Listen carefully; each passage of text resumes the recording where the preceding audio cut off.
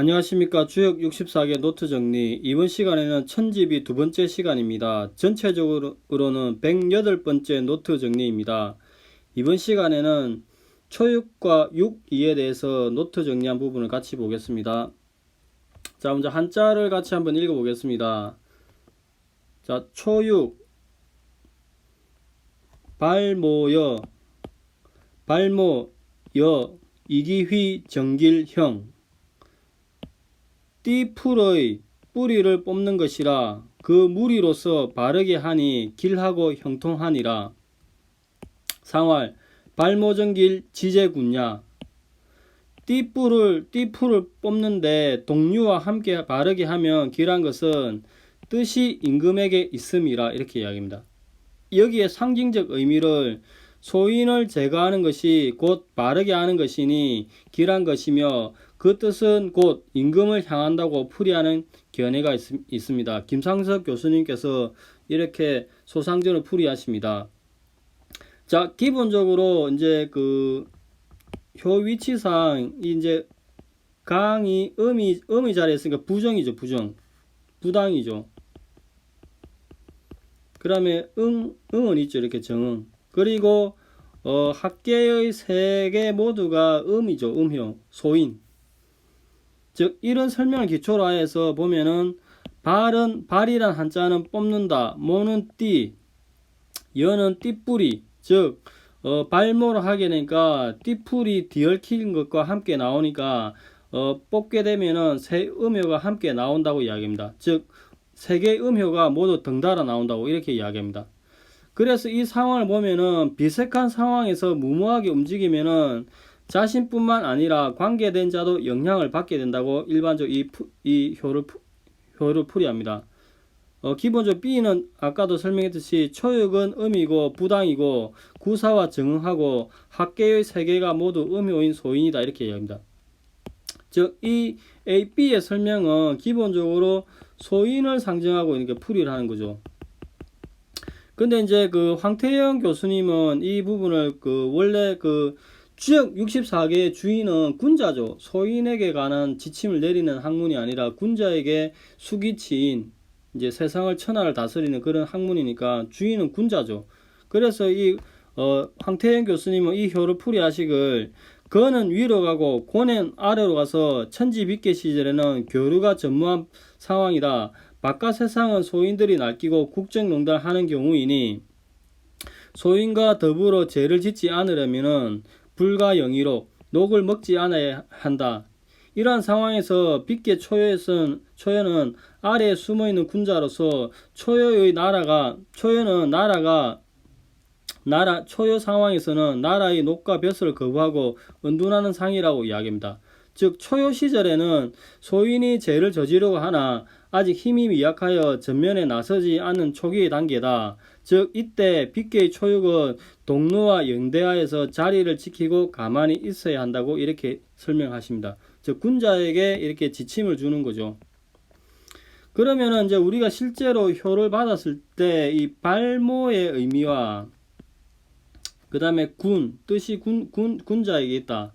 이 의미가 무엇인지 검토가 필요합니다. 그리고 이제 그 이기휘, 이제 같이 섞여져 나온다고 하는데 여기에 상징성이 실제 효를 받았을 때 구체적인 상황을 맞닥뜨렸을 때 어떤 의미를 가지는지는 검토할 필요가 있을 것 같습니다. 즉 초역의 띠뿌리는 결국 누구를 이야기하는지 이 상징성은 어떤 의미를 가지는지 검토가 필요한 부분이라 이야기하겠습니다. 자, 초역은 여기까지 하고 6, 2에 대해서 보겠습니다. 포승, 소인길, 대인비형. 포용하고 이어받음이니 소인은 길하고 대인은 몸은 막히나 마음은 형통하리라 이렇게 이야기합니다. 상활, 대인비형 불란군야. 대인이 막히면 형통하다는 것은 소인의 무리에게 현혹되지 않음이니라 이렇게 합니다. 즉 이걸 상징적인 의미를 천지가 막히는 시절에 대인은 경계하는 마음을 품고 소인의 무리와 휩쓸려 어지럽게 행동하지 않는다. 이렇게 이야기합니다. 자, 기본적으로 6, 2는 중을 얻었으나 중을 얻고 중정이죠. 그 다음에 이 9, 5와는 응의 관계에 있습니다. 즉 유기는 중정이고 어떤 의미다 구와 정한다 이야기입니다. 그래서 일반적 설명은 포는 포용한다, 승은 순종하여 받드는 것이다 이렇게 이야기합니다. 근데 이제 김상석 교수님은 승을 경계한다로 풀이하십니다. 자, 황태현 교수님은 여전히 이제 군자에 대해서 이런 지침을 주는 거죠. 황태현 교수님 견해를 보면은 구인은 구와 정한다.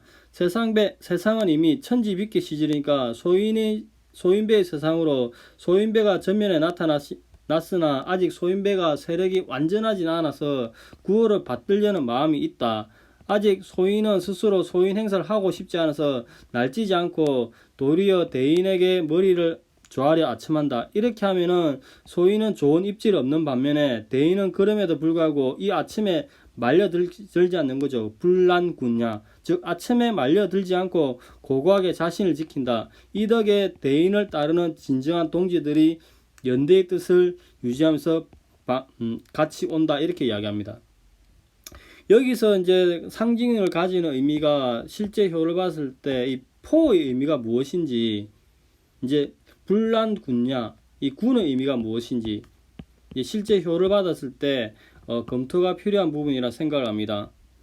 자, 6.2에 대한 설명은 여기까지 보고, 자, 여기까지가 기존의 설명인데 다산의 설명을 한번 같이 읽어보겠습니다.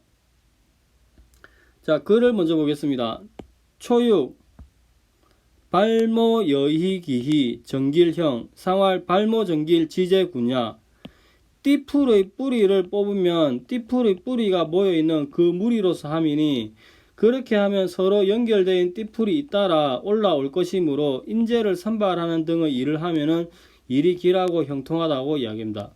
상활 발모정길은 현명한 신하들이 그 보살피고자 하는 뜻을 군주에게 두고 있음을 말한 것이다. 이렇게 이야기합니다.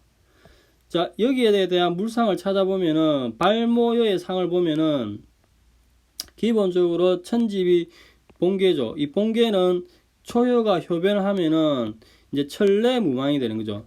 천례무망의 본계는 천산둔이죠. 천산둔은 기본적으로 크게 보면 대손의 상이 있죠.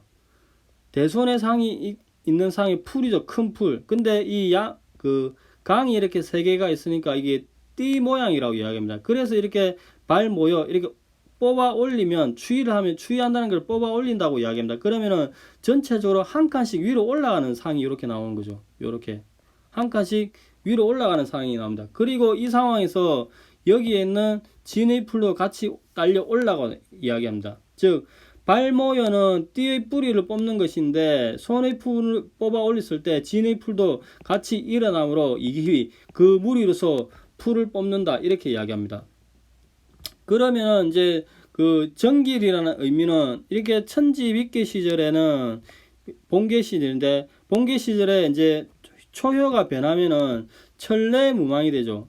천례무망이 되는데 천례무망은 이렇게 풍택중부로부터 왔죠. 비색한 시절을 맞이하여서 추위를 하니까 이렇게 진의 군자가 등장을 한다고 합니다.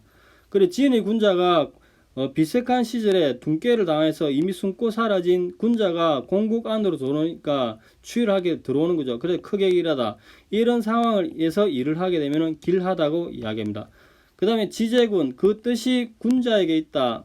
임금에게 있다. 이 말은 천지빚계가 초효가 변하면은 효변하면은 천례무망이 되죠. 천례무망은 또 다른 모계의 풍택중부로 왔는데 풍택중부 전체를 보면은 이렇게 대리의 상이죠. 그 뜻지자죠.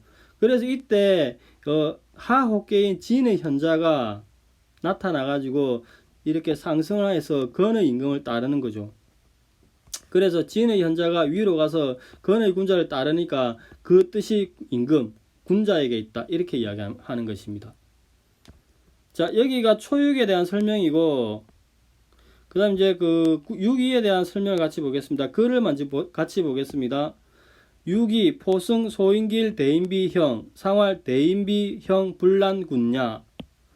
군주의 명을 떠받들어 모시는 자는 군주가 모시는 자를 군주가 감싸주니 소인에게는 길할 것이다. 대인에게 비색함이 있겠지만 소인의 무리에 섞이지 않고 고결한 삶을 유지할 수 있으므로 형통할 것이다. 상활 대인에게 비색함이 있겠지만 형통하다는 한 것은 그 군자와 소인의 무리가 뒤섞여 혼란스럽지 않기 때문이다. 이렇게 이야기합니다. 그럼 포승은 포용의 의미를 보면은 자 기본적으로 천지비 본계죠. 여기가 본계인데 6이가 효별하면은 천수송이 되죠. 천수송은 이렇게 천산둔이라는 지계의 모계로부터 이렇게 왔죠. 천산둔을 계를 보면은 상궤에는 이렇게 군주가 있죠. 군주가 손의 명령을 이렇게 소인에게 내리는 거죠. 즉 간의 소인이 군주의 명을 따르면서 하필이면 효변하니까 감의 도적질을 하는 거죠. 이렇게 효변하니까 감이 나오니까 도적질이 상이 나오는 거죠.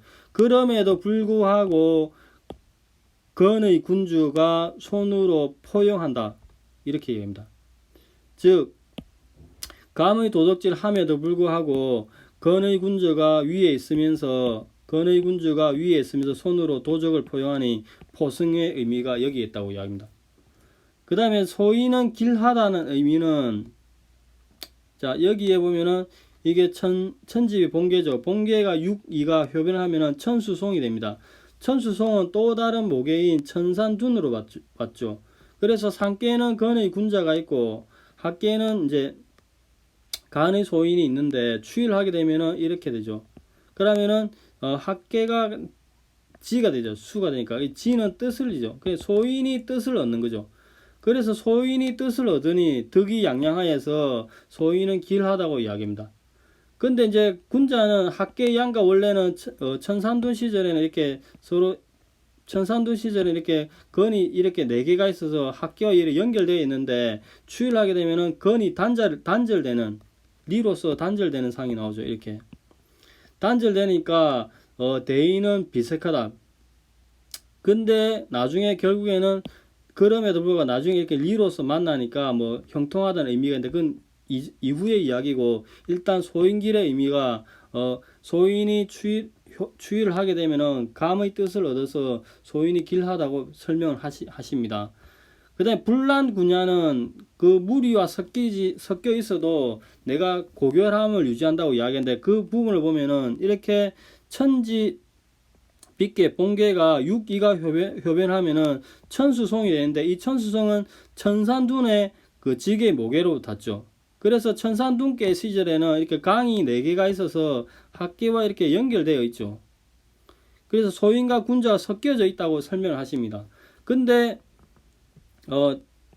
이어서 설명해 보면은 본계가 이렇게 있고 지계가 천수송이 되는데 천산둔으로부터 왔죠. 그럼에도 불구하고 지계인 천수송은 이렇게 상호계가 손의 고결함을 유지하고 있죠. 그걸 이로써 만난다 하더라도. 그래서 그 손은 고결함인데 건은 그 자체로서 간과 연결이 안 된다. 즉 불란군야 막히는 상황에서도 불란군야 고결하면서도 고결함을 유지하면서도 어지럽혀지지 않으니까 그 군자는 이 상황에서 형통함을 유지한다고 이야기합니다. 즉 글을 다시 한번 보면은 군주의 명을 떠받들어 모시는 자가 군주가 감싸주니 소인에게는 길할 것이다. 소인이 감의 도적질을 함에도 불구하고 군자가 감싼다. 아까 설명했죠. 대인에게는 비색함이 있겠지만은 불란군야 소인의 무리에서 섞이지 않고 손의 고결함을 유지할 수 있으니 형통하다. 이렇게 이야기합니다. 즉 소상들 보면 대인에게 비색함이 있겠지만은 형통하다 한 것은 군자가 소인의 무리와 뒤섞여 있다 하더라도 정결함을 유지하니 혼란스럽지 않기 때문이다. 이렇게 설명합니다. 자, 이 부분이 초육과 육이에 대한 다산의 설명입니다. 오늘은 이렇게 천지빗계의 초육과 육이에 대해서 봤는데 초육에서는 발모의 의미와 뜻이 군자에게 있다는 그 의미가 실제적으로 어떠한지, 육이에서는 이 포의 의미가 무엇인지 조금 더 검토가 실제 상황에서 정밀하게 해야 될 부분인 것 같습니다. 오늘은 여기까지 하겠습니다. 감사합니다. 좋은 하루 되십시오.